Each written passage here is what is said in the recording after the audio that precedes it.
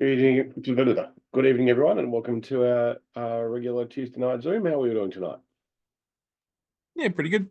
It's good. Me too, says he lying. What have we got? Eliza, John, Lael, Michael, Trent, and Yvette. Cool. And hopefully a few others will watch the replay. Who's that who just sent a chat message? Well, okay, cool, good. So tonight what we're going to do is first of all quickly go through the game on the weekend that the Griffins beat the Jokers 5-3, I think it was in it, which was an interesting game. To start off with, the Jokers looked pretty grim at the end of the first as the Griffins are running all over us, but we made some pretty glaring mistakes, and we'll go through what some of them were and see how we can go about fixing them. And then in the second and the third, it got a lot tighter. I think we started to work out our game and play it a lot better, and some of our things started to work. And some interesting observations. I've talked a lot about the defensive zone face-off. Since game 2, we've been talking about it. Roughly how many defensive zone face-offs do you reckon we did that worked?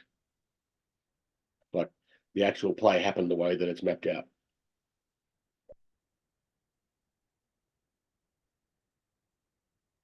Any guesses? Probably like 3 or 4.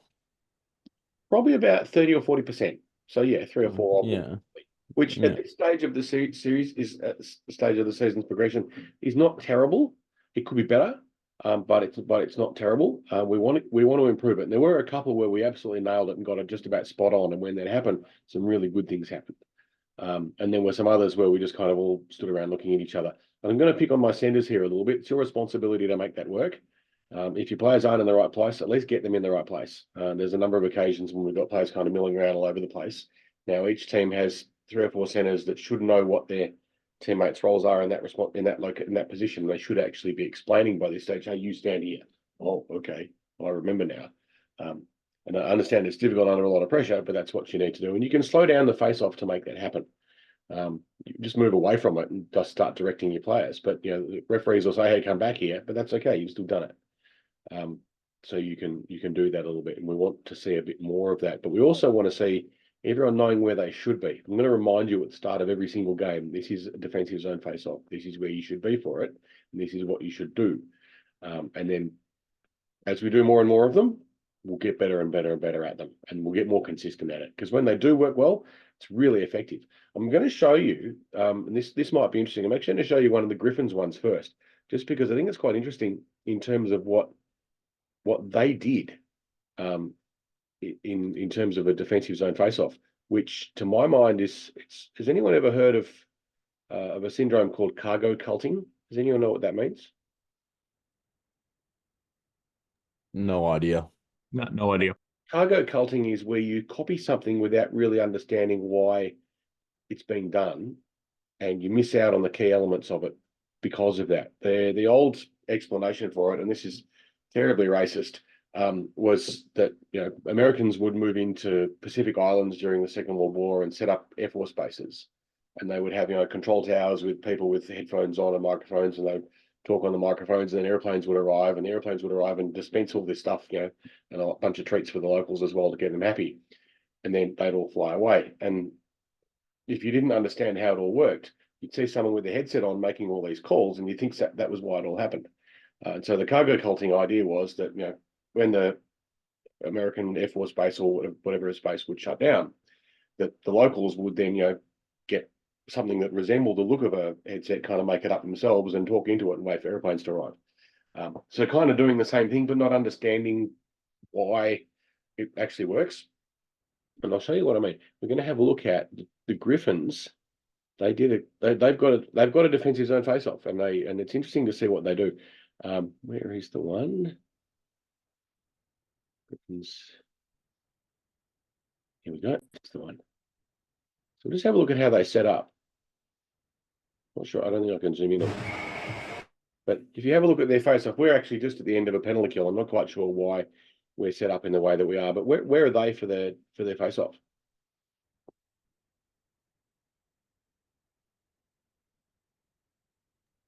Sorry, can you repeat that? What do you see in front of you? What's the picture? the defensive face-off that the Griffins are pulling. Yeah. So what are they doing?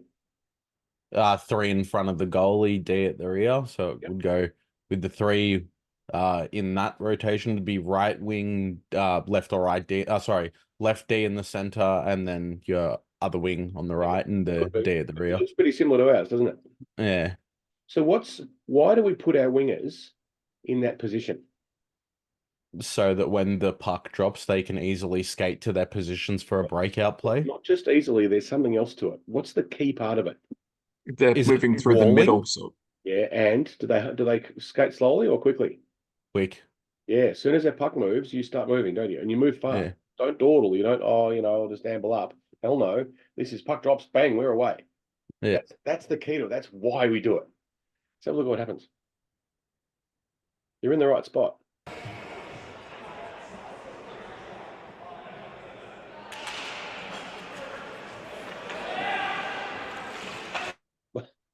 They didn't move. Yeah. If you're going to do it, you got to understand why. So it's not just being in the right place, because they were. That's basically the same setup that we use. And you can see that the 2 wingers did start to move forwards, but tremendously slowly. They may as well not have done it. So it's just kind of interesting to see that how other teams are having the same sorts of issues that we are with that defensive zone face-off. Because from the end of that, they're just kind of coasting up. They haven't really moved. If there was any chance for breakaway there, they're not getting it. And the reason why we're setting up that defensive zone is what? Can you remember? Any of you remember? What are we trying to set up? A breakout play. Absolutely, like an odd play rush. Yeah. Yeah. That only works if you move up quickly. Yeah. Right? If you coast up, they've got time. As soon as you see that referee's hand move, you start moving and you move quickly. That's what creates that opportunity. That's why we do it. That's why it's such a valuable thing. And we actually got quite a few really nice breakouts from it through that game. And we're starting to see them with both the Tigers and the Jokers teams doing it well. We've just got to be more consistent with it. Because there was a couple of times we really nailed it, and a couple of times it just didn't happen at all. Like, what are you guys doing? That's not what our defensive zone face-off looks like. We're just kind of milling around all over the place, and little boy lost, that sort of stuff, which we need to get better at if we want to be competitive. Because to be fair, that Griffins team and that Big Deals team, they've got some very fast, very good individual players. If we play a good structured game against them, we're competitive. If we don't, they'll run all over us. We can beat them, but only if we do our jobs right. It's not about who's got the most individual skill. It's not about who's the fastest. That helps certainly when in individual players. But from the point of view of being competitive, if we play a good, effective structure, we're really hard to beat. So all you're saying is strategy beats brute force. Well, if you put Connor McDavid on against us, how structured we were. That's a different story. Yeah. But when everything's reasonably even, the structure wins.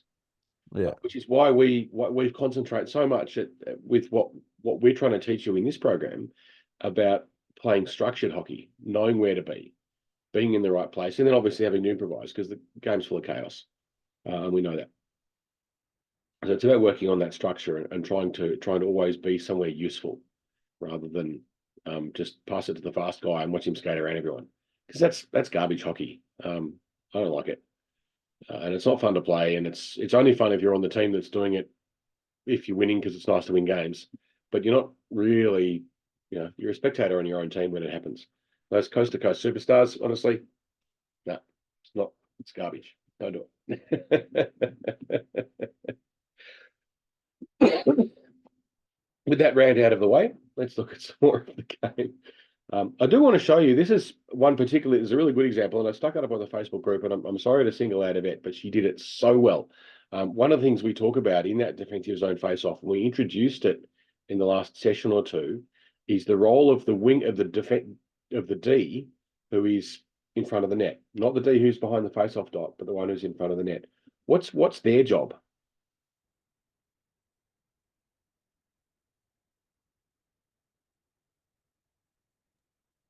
Is it Mark up. skater?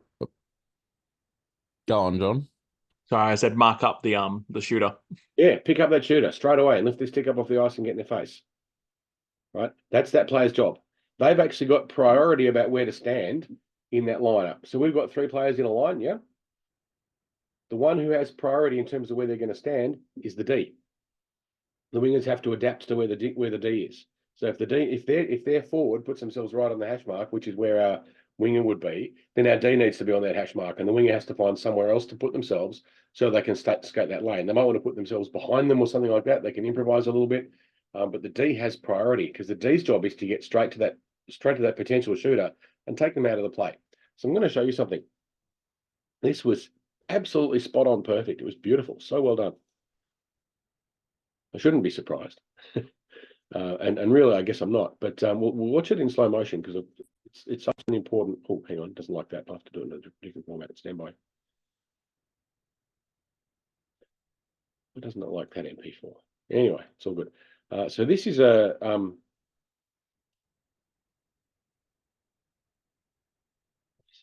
this one. So this is kind of a zoom in down the bottom. This main part of the screen is just a zoom in on the top. I use some software called Canovia to zoom in on it. So we've got our defensive zone face off. And you can see here, that's you, Michael Parisi, and I've got words to say to you about this particular face-off, and you'll see why in a minute. Yes, sir. So when in fact, you can watch it, and you can tell me what you didn't do. But watch. So here's your vet. Mm-hmm. Here. And there's the forward. All right. So vet's job is to go straight there and get that stick out of the way. Right. Take it out of the play. Let's see what happens. No one's really been doing that yet throughout our defensive face-off. We've been talking about it a bit, but no one's really been doing it. Watch this. This is slowed down about half speed.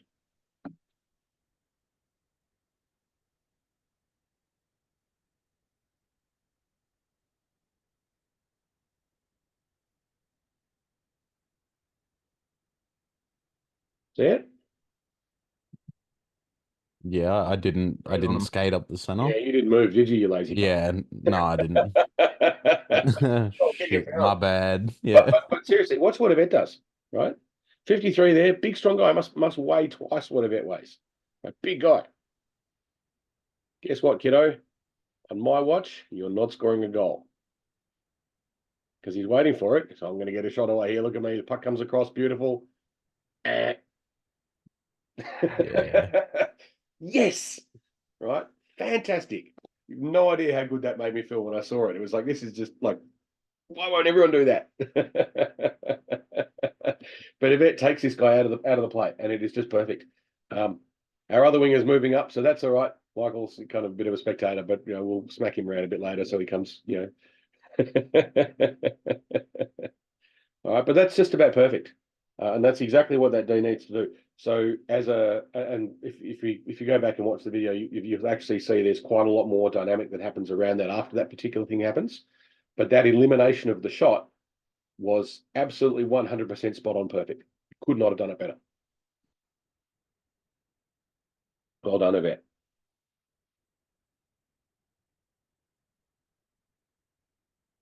I'm not trying to embarrass you, but it's such a great example of how to do it. So what we'll do now is we'll look at the goals. We'll go through in game order because that's probably going to be the most relevant way to do it. The Griffins got the first one, didn't they? We'll do this without sound so you don't have to listen to the barking. Let's watch what happens.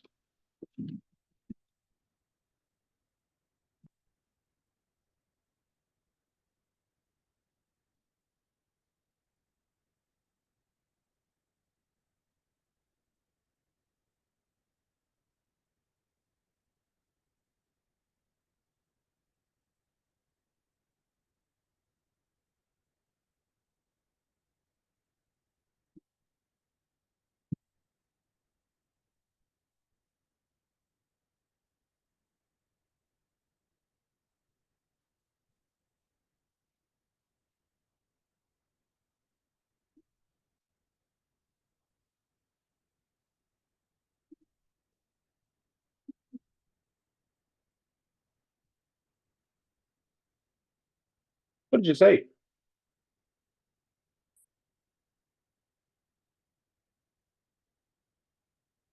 The player that was in front of the goalie wasn't really challenged. No, not like at for all. the screen. No, Yeah. standing there. Look Look at me, all on my own in front of the slot. Yeah. I can just hand it. Let's look at why it happened. Because that bit broke down at that stage. As we go into the first part of the play, right? We've got a D in the slot. That's good. We've got another D. I think that's Sam chasing back as well. And we've got one more D coming back. Now look at what's happened though. They left them open and they both went for the same player. Aren't we lucky that first one didn't go in? Kat did a great job. Kat really did some great work in this play. It's not her fault. Right. And we get the puck. Great. Can we clear it? Ah, almost, but not quite. Now they come back in again. Bit of a fall over. That happens. It's an individual skill thing. It wasn't deliberate. Now let's look at what pans out now. The wingers are up in the right place pretty much. I'd like to see, I think that might be Luke, number 9. Probably That's Luke, yeah. coming back to here to block this guy. Right. So this is good. Right. Is that you again, Michael? Yep.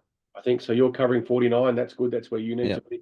Luke needs to be back on the other side of this one, watching him. But again, he was just involved in the breakout. He's got to try and get back into position. It takes a little bit of time. You can't teleport. Nice if you could. Not yet. Not yet. Yeah. But instead he stays there. All right. So he stayed up high. When he should have. Now that play's progressed, he should be coming back probably around the middle, back to here. That's your defensive role as a winger when they're up on the blue line. Your job is to basically cut off their line to the net. You want to be between that player and the net. Okay. 3 or 4 meters away with an active stick. That's all you need to do. You're not in their face. It's not like the defensive zone press down here where that's actually pretty good. Right? Sam there's doing a good job. He's overwhelmed. There's too many of them for one, but he can take one of them out of the play at least. So that's okay.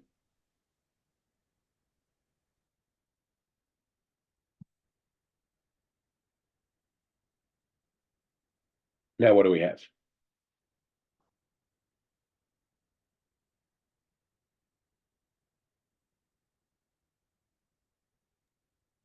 Open slot. Yep. Player loose in the slot. The other thing that's happened, and it's a little subtle. Watch what happens here with this play, right? So this guy's skating around. As a D in that position, what's your role? Should you be putting direct pressure on them? Nah, cut off the board. Yeah, because they can get around you. You want to occupy the space. That's where you go active stick. It's hard to make the transition between the two. So this is not a criticism. This is okay. In that situation, next time, try and do this instead, and you'll usually find that it works better. So that player should be active stick rather than chasing into the corner, because when you do chase into the corner, they get past you. Now we've broken up completely. And to be fair, it's been sustained pressure. This one guy has now done 3 laps. It's pretty good. He's got good skill. Takes a shot. There's a screen in front of Catch. You can't see it coming because there's like 4 sets of legs. In it goes. Not Cat's fault. We had a chance to clear the puck out. We didn't quite manage it. Look at the screen. All right, it's just bodies everywhere. She's got no idea that puck's coming. So you can't see it, totally blindsided. Oh, there it is. All right. So there are some things to pick up from that, and not all of them revolve around the actual goal itself, but just some of the general positioning. We need our wingers in a defensive situation to be back inside our defensive zone, cutting off those lines. As that Griffin's team gets better, and the big deals will certainly do it, they will start passing back up to their D. If we let them. How do we not let them do that? We have a winger there. It's all you need to do. It doesn't have to be, you don't have to be super skilled at it. You just have to be there. That's all. Just be there. Cover that player. You even don't have to move very far. If you think about the trigonometry of what's going on, I'll draw a little diagram. At least the whiteboard marker thing on this. I don't know how well this is going to work, but anyway. Oh, it's speaking to me in Spanish. That's nice. Just want to draw on a whiteboard. So if, for example, I think this will let me draw a line. Yep, lets me draw a line. So let's say they've got a player. Here's the goal, yeah? It's not the best goal in the world, but anyway, they've got a player up here, and we're here. If that player moves that far, you only have to move that far.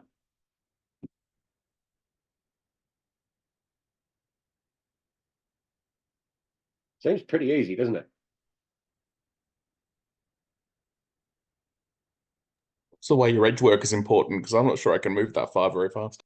Oh, you only have to move 2 meters, and you've covered their movement of like 5 meters. You don't have to move very far at all. You can just kind of stumble, and that's okay. But you as a D, John, that's not such an issue. It's more that that's a winger's job, and the wingers are moving that lateral movement, which is key to what they do. So it's actually easier if you do it properly, rather than if you go right up close to them, or worse, you're behind them. You've actually got to move further to cover them. Whereas if I'm just here, I'm just cutting off that line. They come to here, there's their line. I only have to go that far, and I've cut it off. It's easy. We're not trying to do hard stuff. We're trying to do easy stuff well. That's all. So we need to make sure that our wingers understand that. Michael, you got that? Yes. I've got it. Yes. Will I remember? Probably not, but I will try. Because I'm made of human, and under pressure, I'm going to do dumb stuff. It's just the nature. That's right. But through repetition, we get better at it. And this is just more and more and more repetition. I understand sometimes it can get frustrating, like, oh, come on, you've told me this 10 times already. Yes, I have. And on the 11th time, you might remember it. You overestimate me. Maybe the 12th time, I don't know. But Lael, you're a teacher, aren't you? You know the power of repetition. You got to disguise it. You got to make it look like you're not repeating stuff over and over again, but it's repetition. That's how we remember things. Vast majority of people just remember through repetition and disguising the repetition so it doesn't look like it. And context as well. But anyway, so that's kind of the point behind that movement. You gods have eaten some time, haven't we? All right. More stuff that we can fix. So none of these things in themselves are terribly difficult. They're all simple. It's just doing them under pressure. Let's have a look at their second goal.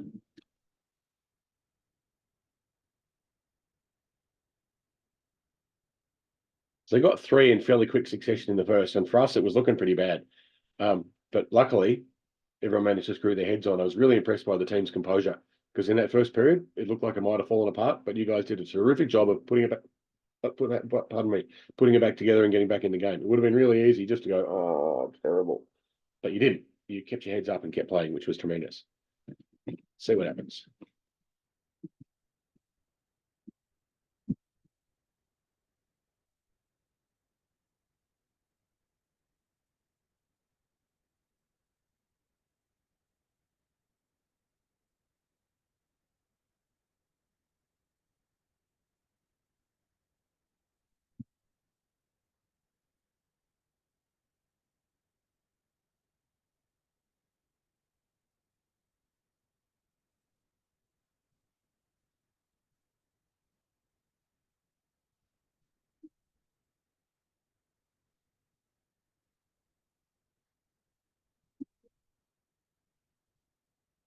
All right. You're often going to hear me say this before games and during games. I'm going to say find your fierce. Doesn't mean go out there and whack people in the head with sticks. It means be physically assertive. So what went wrong there? Can you replay that again, just so I can Yes, try and analyze? Man open in the slot. Well, a player, but yes. Sorry. First bit of it, they get a backhand on net. That's all right. We've got plenty of numbers, haven't we? We do a really good job. We don't chase around the back of the net. That's terrific. It's really good. We don't do it. Terrific. Okay, so we've done that well. That's good play. It's not all bad. All right.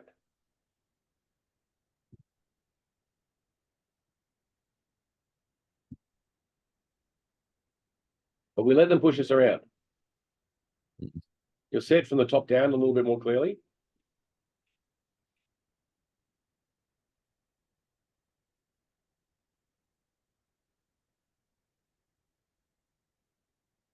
All right. So see that 41. We know who that is. That's oh, how can I forget his name? It's Josh. He played for us last season. And he's doing half a season with the Griffins before he goes off overseas or something. I know there's some strange story behind it. But anyways, he's there. Arguably Probably shouldn't be, but it's Griffins. They do what they do.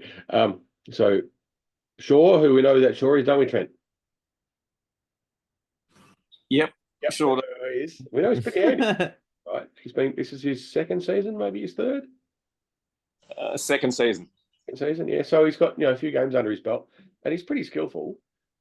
Does a nice wraparound shot, and then skates back across the front. I'm not sure which one of the two of them actually finished that off, but Sloots gets pushed around. Now, in Emma's defence, she's not very big, and you've got two big guys, and they're both pretty tall, and one essentially little girl.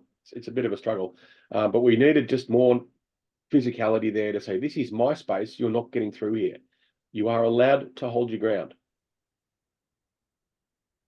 We might not necessarily have the skill to do it yet, but you can stand still and not let them push you. So if you watch what happens from the top, see, we've got Beck, and she's kind of gone for a pick or something or other, and so she's out of the play. And so Mr. Shaw here is skating across the front, and she's lost the puck. There he is at my feet. Get some sort of a shot away. But Slits just kind of lets it happen.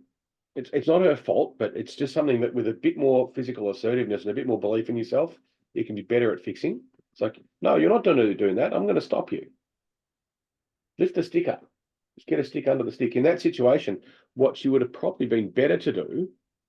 So watch what happens here. I'll try and go through frame by frame. It's going to go a bit weird. Oops, that didn't help. Could she have tried to cut Shaw's line? It's probably not. It's more at this point. See, he's not allowed in the slot in the blue line, yeah.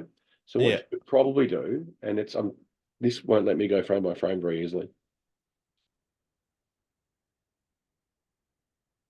Yeah. Sorry,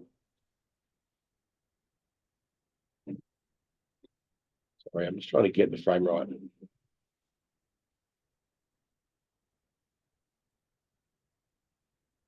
This is a bit annoying. See how she sort of circles around the back and takes herself out of the play? She's kind of started off here, and then she's gone this way. You're better off coming here and lifting the stick up. Fractions of a second, what are you going to do? But in that instance, it's probably a better option. Maybe even give him a bit of a push. Shove him out of the slot. You're allowed to. In this area here, if some forward sets themselves up in that position, you're not allowed to smack them to bits. So you're not allowed to whack them across the back of the head or anything, but you can push them out of the way. As long as you don't push them over. So, hands on the hips, just a bit of a shove. Lift the stick up, anything like that, just to take them out. Because that's a prime scoring position, and that's a classic example of it as well. So shove them, but hold them so they don't fall over. It's always a judgment call.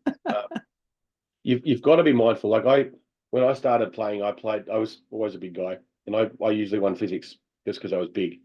And I'd give someone a push, and I wasn't particularly measured with it. And quite often they'd go flying, and so I get penalised. But if you just manage it, and you just move them out of the way rather than shove them into orbit, it works all right. Yeah. It's just learning that level of what's appropriate. And when you're like a 50-kilogram girl up against an 80-kilogram bloke, it's not easy. I'm not going to pretend that it is, but you can still do it. And you can still be annoying. You can still take their minds off what they're trying to achieve. It's just a question of owning that space. So you just got to get it into your head. This is my space. You're in my space. I don't want you here. I'm going to get you out somehow. I'm not going to break the rules. I'm not going to injure you, but I'm going to get you out of here, and I'm going to stop you scoring a goal. And it's just a bit of grit, or again, finding your fierce. But be careful about it. Don't hurt anyone. We're not trying to cause injuries or anything. Let's have a look at the third one, and then we'll get some good news. Because we actually played pretty well in that game. It kind of feels probably like I'm picking on you all, but that's really not the situation. We actually did have quite a good game, and a lot of things went really well. It went a lot better than the first time we versed them. It did, absolutely. We've learned a lot. Now, let's have a look at our D-zone face-off. How's that look? It's a bit pixelated, Carl. Yeah, I understand that. I'm not quite sure why it's doing that. Something about the way there we go. DLC In real life too. It was.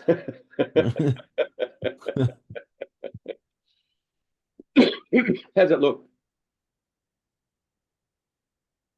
Acceptable. Look at the way they've set up. Really spread out. Mm, Oh, Defenders in real. Sorry, the defenders in real close. yeah, they are, aren't they? That middle ice oh day, yeah. it's right in close, right? This one. Look at all this space. Yeah. Ooh. If we get that and we move quickly, we're away, aren't we?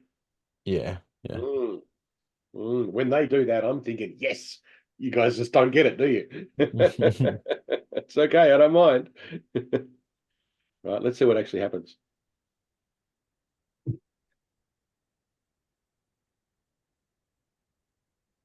No one moved quick enough. Oh, one did. Michael moved, so that was good. Luke didn't, I think. Is that Luke or Beck? I'm not sure.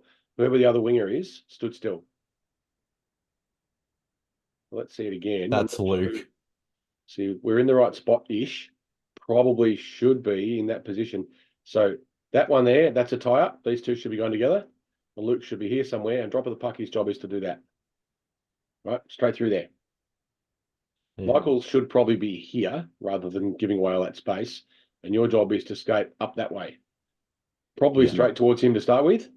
And then Okay. do that. I actually saw Denise last night and she brought this exact situation up to me. Okay. So yeah, she gave me like a few pointers on how to better that play to instantly man the player, and then if you notice you've won, then continue on. Exactly. But yeah. You're turning it into what we're trying to create is that rush. We want those breakaways. We want you to be standing there saying, oh, what just happened? It's all behind me. Yes, it is. Yeah. Yes, it is. Right. That's the whole point. It's what we're trying to achieve. But it doesn't work if you don't move.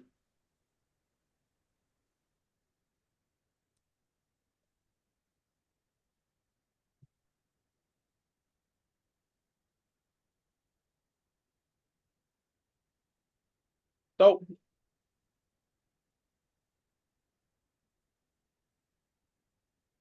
whose puck was that? Center? Well, not our centers. It's tied up with the other center. Right. Oh Boy, shit. you move. Yeah. Yeah. Yeah. Come on, go. I've got a cattle prod. I'm going to use it. Oh, okay. So our position for that defensive face-off was actually wrong. It So was pretty like, close. It wasn't perfect. no. I mean, like, we had D wing. That's all right. Not. Oh, that's okay. That's acceptable Yep. for that. Depends on what you got. So in the D takes priority. Yeah. Oh, right. Yeah. But the D's job, we just kind of wind that back a frame. We'll just kind of have a look at it. We'll pop this back so we can kind of see the setup.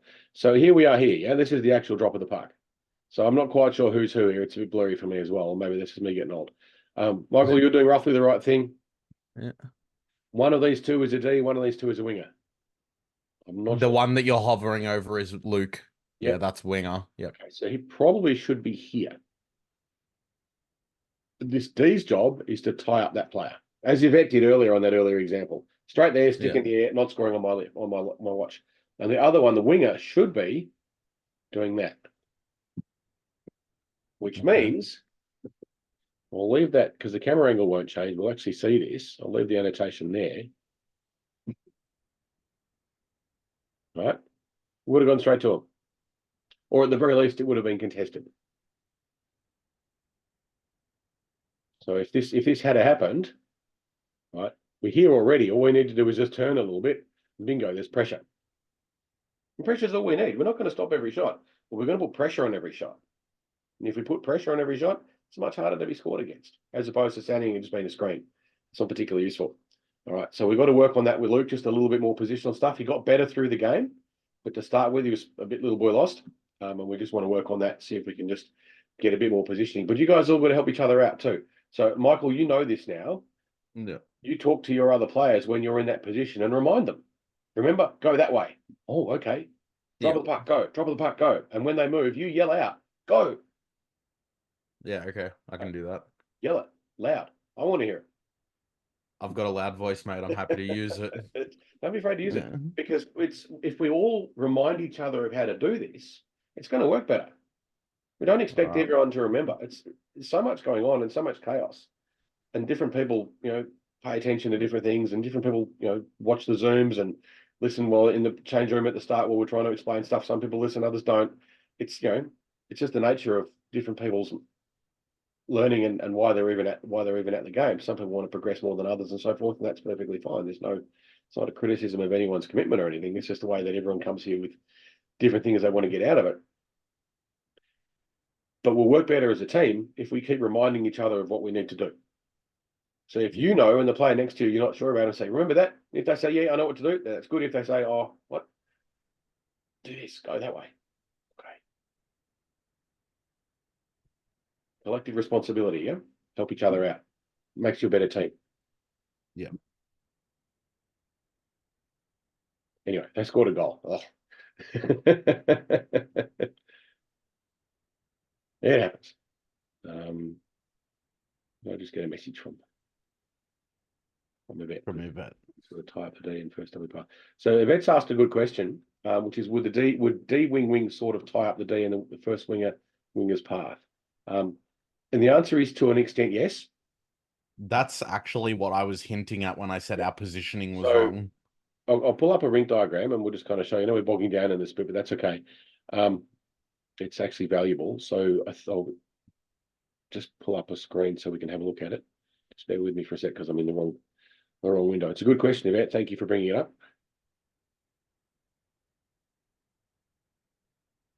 No. Yes, no, wrong one. That's tutorials. I don't want tutorials.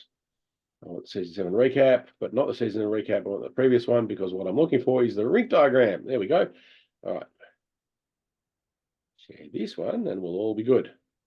Okay, so here we are. Here's our rink. We've got a defensive zone face off. I don't know that I can zoom in on it or not. I don't know how visible that is for you guys, but I'll kind of make it. Oh, that's pretty clear. Is that pretty good for you guys? You're all seeing that all right? Mega clear. Yeah. Okay, cool. All right, so what we're talking about is say we've got a defensive zone face off on this side. So where's a black thing so we can kind of see a bit better. So you've got your center here, right? And then you've got 3 of us lined up, 1, 2, 3 in that position, yeah? Mhm. They've got a forward here and another forward floating around here somewhere, and a D up here and a D up here. Give or take roughly. I know it's kind of weird with the splodges of that. I might actually use dots. Might work better. Just dots. I don't want to stamp. I want to. Stars will do. Beautiful. Use stars. Why not? Get rid of all those things. So we've got 1, 2, 3, and a center, and another D. Roughly, they've got. Do them in different colors. Why did that not do it in black? I don't know. Maybe it only does stars in gold. That's annoying. We'll do them as crosses. All right, so they got 1, 2. Let's say they do it properly and they're set up like that. They're set up like that, yeah? Mm-hmm.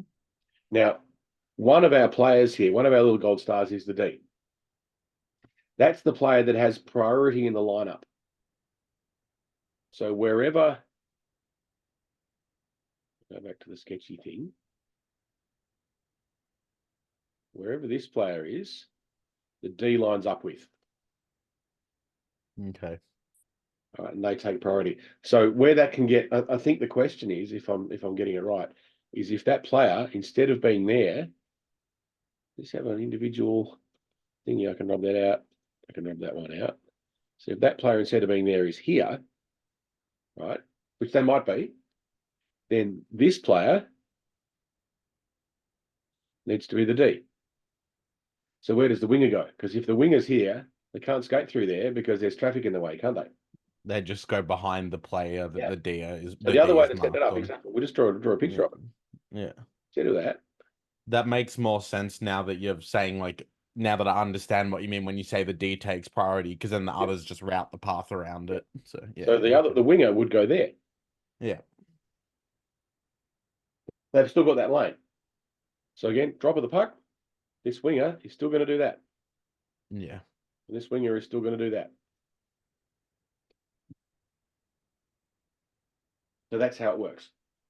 So it's a great question, Yvette. Thank you if that clarifies something a little bit. But yeah, the idea is that the D has priority in the lineup. because this player here is the most dangerous one. Why is that one the most dangerous?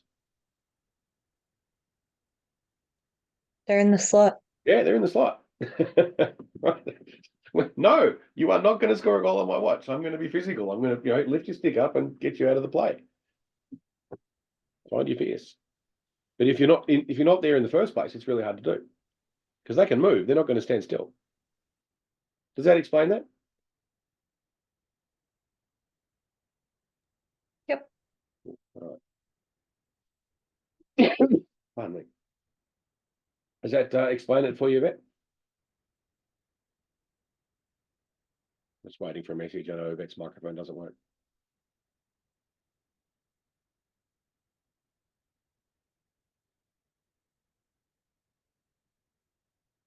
I'm going to assume it worked. All right. Yeah, cool. No worries. Yeah, exactly. So what Yvette said, yes, thank you. More flexibility for the winger to sit to the side rather than behind. That's exactly it. The winger has to give D the line to get to that opposite player, and then the winger has to find some way to get the line that they want to skate, which will usually be behind the D if the D has to go onto that hash mark. Otherwise, you're going to get blocked. There's a body in the way, and it just doesn't work because you can't get two in that space. Oh, where were we? That's 3 of their goals. They've got a couple more. I don't want to waste too much time kind of looking at them because I don't think it's terribly productive. I'll put them all up on the Facebook group so you can all see them, and then you can start to think about them. Because what I did want to talk about is the importance of the winger's role. When we at the start of the season, you all would have been given a 10 or 11 page PDF with a whole lot of information, and I hope at least 1 or 2 of you read it. It's quite a lot of work getting it all the information put together in it. I know it's quite dense, but it talks about one of the things it talks about, and we split it out into a separate document, is what position do you want to play and how do you make the decision? And we ask you at the start of the season, let me know what position you want to play so I can start putting lines together and making things work so that at least on game day you roll up and we've got some sort of a clue as to where you should be. And typically what I think from memory of the document says is if you want to go and score goals all the time, be a winger. We don't really mention defence. We also say that, as a winger, your mistakes don't matter maybe quite as much. They're not going to be so obvious anyway. If a D makes a mistake or a goalie makes a mistake, goals happen more. Whereas if a winger makes a mistake, an opportunity is lost usually. But there's more to it than that. We kind of lie a little bit, but there's a reason for it. But ultimately, a winger's role is quite defensive. When we start off, it's like, go score goals because we want to score goals, and scoring goals is hard. And we want to get that winger moving across and up the centre lane. I'm trying to get wingers doing that in my Div 5 team, and it's such a struggle. Anyways, blasting off down the other side looking for stretch passes. And mate, I'm not passing to you there. It's going to get intercepted. Right, I'm going to slow it down and maybe not do that, but it's going across and up the middle, and it works. And we've seen it. We've seen it as soon as, and Michael, you saw that. As soon as you started skating up the middle, it started happening. I received the passes and they Fucking weren't getting passes, mate. intercepted. You get breakaways. Yeah. It's so simple. Skate up the middle. Don't skate up the far side. It took me a few tries to learn, but we're getting there. Yeah. It's around about now it starts to make sense to you all anyway, so it's all right. For the first few games, like all of us in the coaching group are like, oh, look at these idiots. None of them know what to do. And of course, none of you know what to do. You're new. We just have to kind of recalibrate because we've come out of the previous season where all the players have got 12, 13 games under their belt and they're starting to get it. And then we reset back to complete beginners again.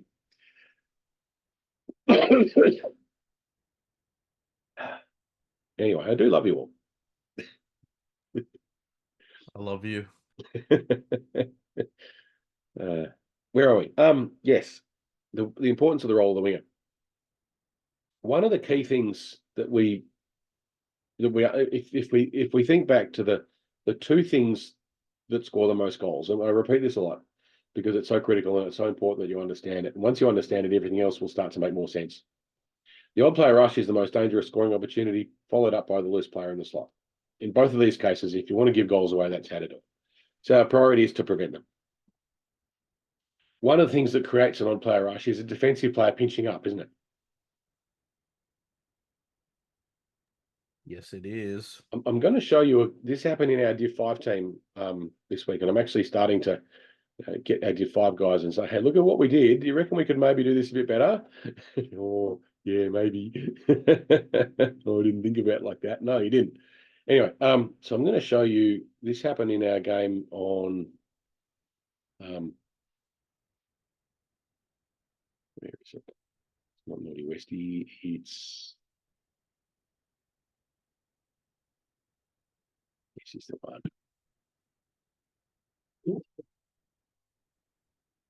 Yeah, here we go. I'm going to show you this, and I'm just going to get you to see if you can pick apart what goes wrong in this particular play. We're wearing, the team I'm playing for is wearing the red jerseys. I'm not on the ice. I'm not responsible for this one. I'm having a rest. So I can say safely this isn't my fault. Let's just have a look at this. So this is Rock Lobsters, which is the red and white, my team, playing against the Leprechauns. Let's watch what happens.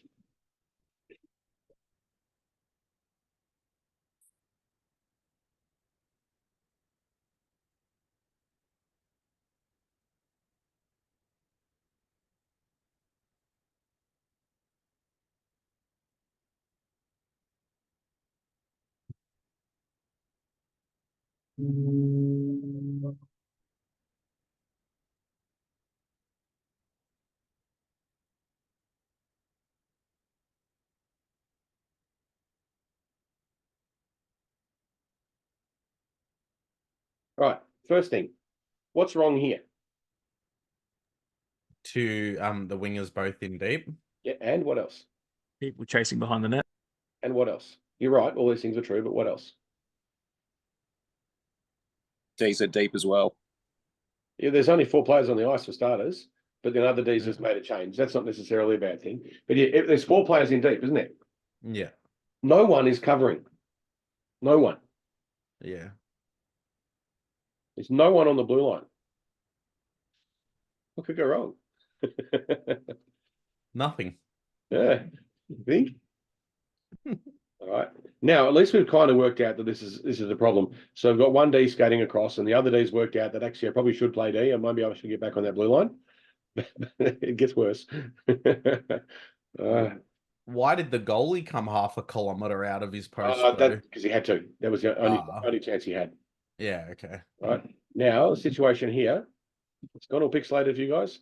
A little bit. Yeah. Yep.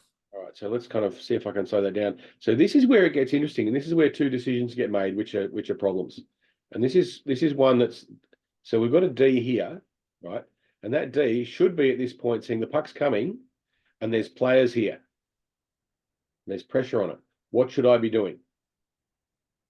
You've got 2 choices, haven't you? Skate into it to Yeah, put you could pressure kick on it. in, or you could start moving back. Yeah. What's the smarter of the 2 options? Return back.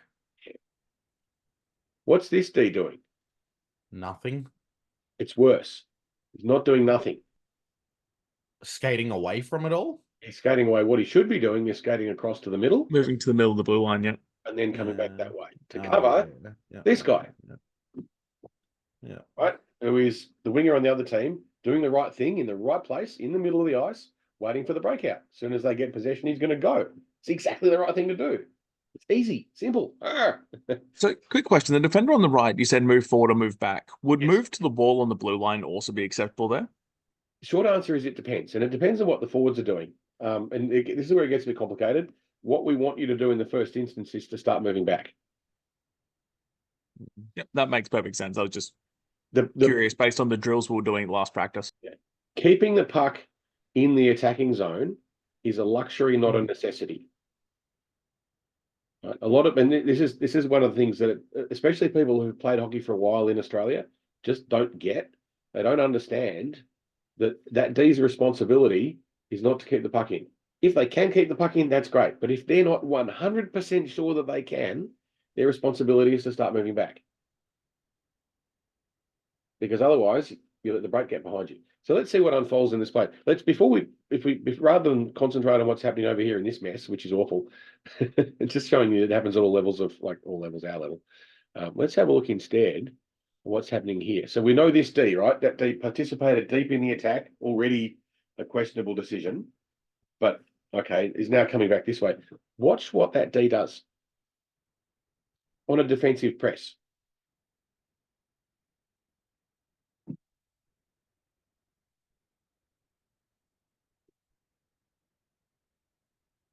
Oh no. You see that?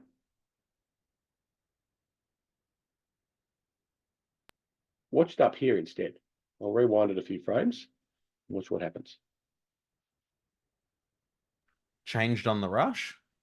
Yeah. They did indeed. Goodbye. And no one's getting over the boards. And no one got back on. It just went off Yeah. and no one came on. Yeah. It's like, oh my God. Look at this guy. Oh, my Christmases have come at once. Can just go score a goal. There's no one in front of me. There's nothing. I'm on the odd man rush. I'm going to score a goal, and off he goes. So that's part of it. It's timing your change as well. Does make a difference. If you think that's bad, I don't know if I've shown you all or not, but there's this classic, and it's the Leafs who do it. It's priceless. Like they change on a penalty kill, and it's so funny.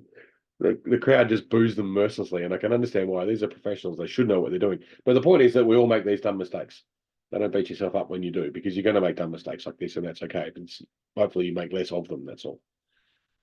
So yeah, we were talking earlier too about what happened in this corner, right?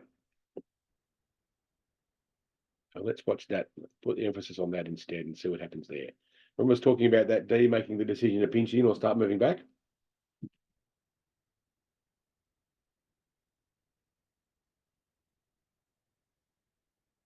What did we do? They pinched it and it got Pinched in. past them. They got the puck past really Yeah. easily too. Yeah.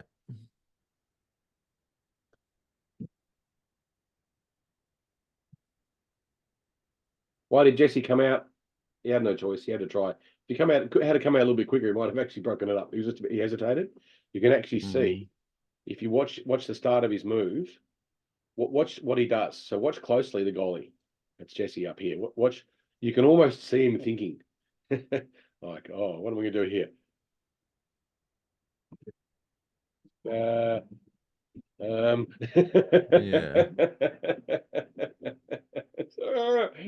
Look, if he had a dive, in this grade, you're allowed to dive. He could have dived and poked the puck away. Doesn't matter. It's not that important. But you can kind of see all these different things went wrong. What led to it was firstly all those players piling in deep, and secondly the pinching on the corner. So we now need D to be moving back faster. What encourages D to move faster is them knowing that the players coming back have pressure on them. So I'm going to go to the rink diagram now, and just sketch it out quickly. We're running a little bit low on time, but I want to get through this because this is what we're going to start hammering away on our wingers for the next little while, so that we can hopefully get them starting to remember it, because it is so critical.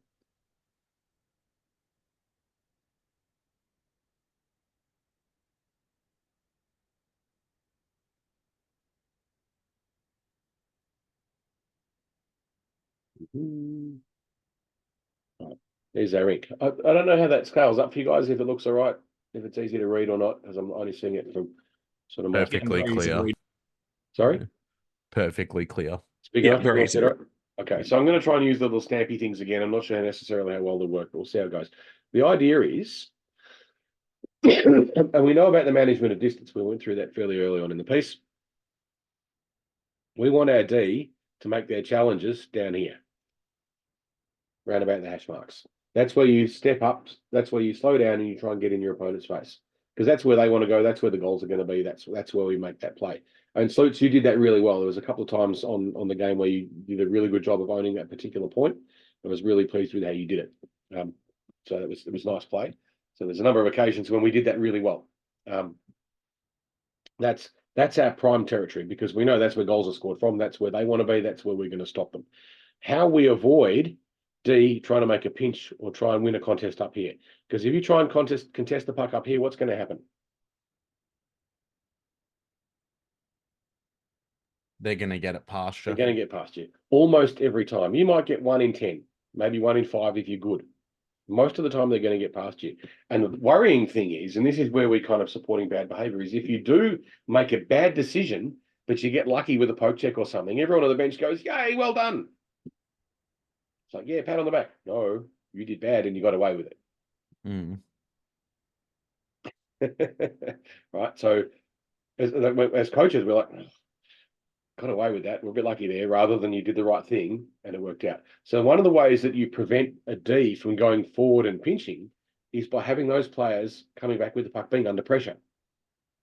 Because instinctively, if you see someone skating towards you with the puck, you're going to skate towards them. It's your job. You want to take the puck off them. It's hardwired into our heads. It's what we want to do. So then that would fall on like myself, a winger or a center, to put pressure to relieve the D a bit more. So Yeah. the centers and the wingers have to own the back check through the neutral zone. Yeah. Once we start doing that, then that's the last piece of the puzzle. And just for myself to understand a little bit better, just how far down, if you could mark it on the diagram there, should I drop realistically? Because I've been sort of stopping around the top of the face-off circle. In normal play, the Yeah. ring line. We don't have a ring line in Australia. It's a Canadian game. It's kind of like that for ice hockey. I mean, there are times to go in deeper than that. Like if there's no one else, you got to do it and just you become a D, especially for centers. Centers are going down there all the time. But as a general rule, wingers stay above the face-off circles. Yeah. Okay. It's again, there are exceptions to this. There always are. But general rule, you're staying above that, above the top of the face-off circles, and then your D should be below that. Which is what we do at the very first training session. We get you like, this is your territory, this is your territory, this is your territory. We have someone out there with a vest on with the letter on it, so they can kind of guide you around a little bit, and getting you into that space. So we also want to encourage D to move up the ice. We don't want you just to stand back in the hash marks and be a witch's hat. You want to have more fun than that. That's not much fun. We want you involved in the game. We want you to have the confidence to skate up to the blue line, be a shooting option, and then turn around and get back again. Yeah. It's not stand down to the back all the time. And when you're starting out, if you're comfortable just being a stay-at-home D, that's okay. But we want all our D to develop that confidence to move up the ice. But with that comes a responsibility, but also have to be able to get back. Yeah. Because my back job is more important than my front job. And it is for everyone. It's more important for the wingers. It's more important for the center. Everyone. And we understand the maths behind that now, I think. Which is that it's so damn hard to score goals. If you give away easy ones, it's so hard to get back. Like just thinking about it's kind of like soccer. If you give away an easy goal in soccer, what happens? You're going to get it back? Probably not. You give away an easy goal in Aussie rules, you're going to get it back? Yeah. All right. Because there's so much more scoring. But for us, a lot of goals in a game is 3. 3 in an hour. It's not many. Like a high scoring game is sort of 5-ish goals per team. That's like a bit of a blowout when that happens. And that's a goal every 3 or 4 minutes. As opposed to, so it's quite, scoring goals is at a premium. So we don't want to give away easy ones. I mean, you've seen how we do our penalty kill, haven't you? What do we do with a PK when it works?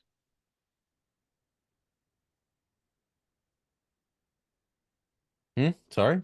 What's our penalty kill? The box defense. Boom, boom, boom.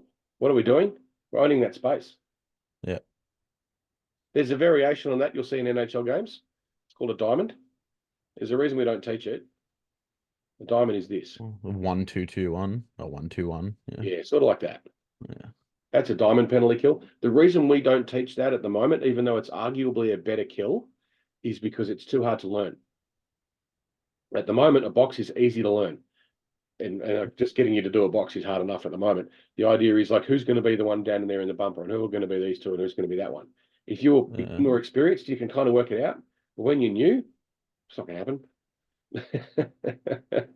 So we teach a box, and you'll see the box used as well.